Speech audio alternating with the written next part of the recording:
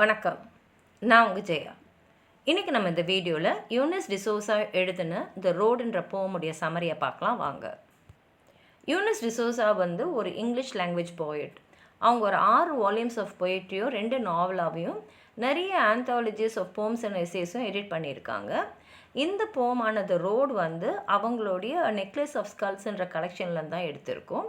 அவங்களோட படைப்புகள்லாம் Portuguese, Italian, Finnish, ஸ்வீடிஷ்லலாம் ட்ரான்ஸ்லேட் ஆகிருக்கு.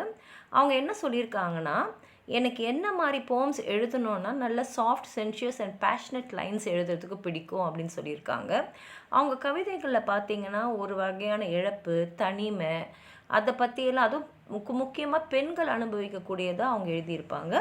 அவங்களோட முக்கியமான படைப்புகள்னு பார்த்திங்கன்னா fix, women in touch paintings, ways of belongings, selected and new poems, a necklace of skulls, learn from the almond leaves, இதெல்லாம் போம் கலெக்ஷன்.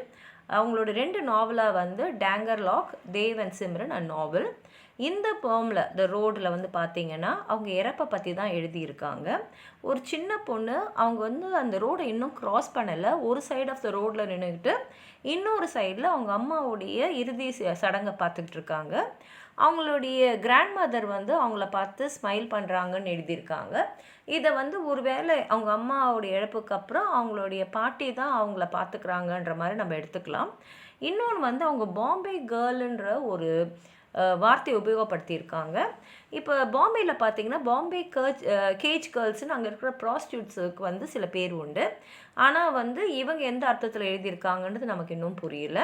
இவங்க என்ன சொல்கிறாங்கன்னா, அவங்க சர்ச்சை விட்டு வெளியில் வந்துட்ட அப்புறம் சின்ன பசங்கள்லாம் கம்யூனியன் ட்ரெஸ்ஸஸை போட்டுக்கிட்டு வராங்க.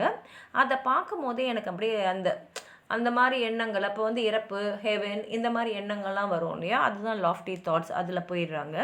இப்போ அவங்க பாட்டி அவங்கள பார்த்து ஸ்மைல் பண்ணுறாங்க. அவங்க பாம்பே கேர்ளாக மாறுற மாதிரி ஒரு எண்ணம் அவங்களுக்கு வருது.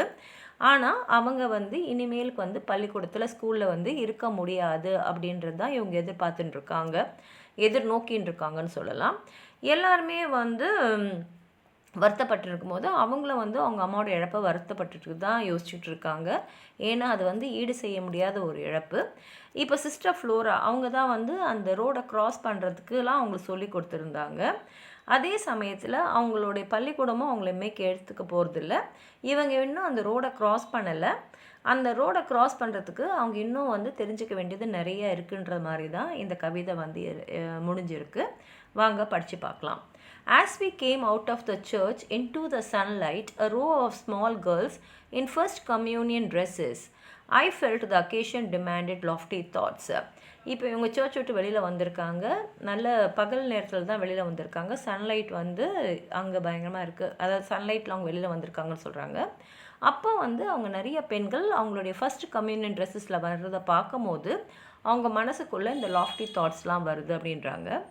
I remember only my grandmother smiling at me.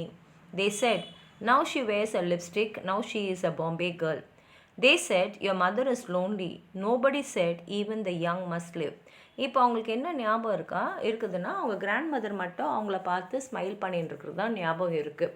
அதாவது இப்போதைக்கு அவங்களுக்கு இருக்கிறது அவங்க கிராண்ட் மதர் மட்டும்தான்ற மாதிரி சொல்கிறாங்க. எல்லாருமே இந்த பொண்ணு லிப்ஸ்டிக் போட்டுருக்கா, இந்த பொண்ணு ஒரு பாம்பே கேர்ள். ஏற்கனவே பாம்பே கேர்ள்னால் அவங்க எந்த அர்த்தத்தில் சொல்லியிருக்காங்க அப்படின்றது தான் நமக்கு புரியலன்னு சொல்லியிருக்கோம். அதே சமயத்தில் எல்லாருமே சொன்னாங்க, உங்கள் அம்மா இப்போ தனியாக தான் இருக்காங்க. ஆனால் யாருமே இளைஞர்களும், அதாவது இந்த பொண்ணும் வாழணும். இப்போ இவளுக்கு அவங்க அம்மாவுக்கு அப்புறம் யார் அப்படின்ற ஒரு கேள்விக்குறி இருக்குது இல்லையா. அவங்க பாட்டியை மட்டும்தான் அவங்க இங்கே சொல்லியிருக்காங்க. Nobody said even the young must லிவ்னா, இப்போ என்னுடைய வாழ்க்கை இதுக்கு மேலே என்ன இருக்கும்ன்றதை பற்றி யாருமே அங்கே சொல்லலைன்ற அர்த்தத்தில் எடுத்துக்கலாம். Nobody said even the young must live in school. I clutched Sister Flora's skirt and cried for my mother. நான் சிஸ்டர் ஃப்ளோராவோட ஸ்கர்ட்டை பிடிச்சிக்கிட்டு எங்கள் அம்மாக்காக அழுதேன். Who taught across the road? Sister Flora is dead. The school is still standing. I am still learning to cross the road. எங்கள் அம்மாக்காக அழுதேன்.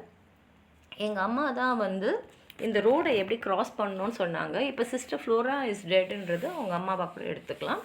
த school is still ஸ்டாண்டிங்னா school அங்கே தான் இருக்குது. ஆனால் நான் தான் இன்னும் அந்த பாதையை வந்து எப்படி வந்து க்ராஸ் பண்ணி போகணுன்றது தெரியாமல் நின்றுட்டுருக்கேன்.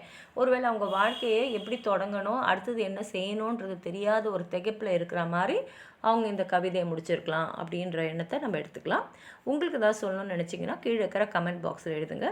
இந்த வீடியோவை லைக் பண்ணுங்கள், உங்கள் ஃப்ரெண்ட்ஸோடு ஷேர் பண்ணுங்கள். சப்ஸ்கிரைப் பண்ணாதவங்களாம் ப்ளீஸ் சப்ஸ்கிரைப் பண்ணி சப்போர்ட் பண்ணுங்கள். நன்றி.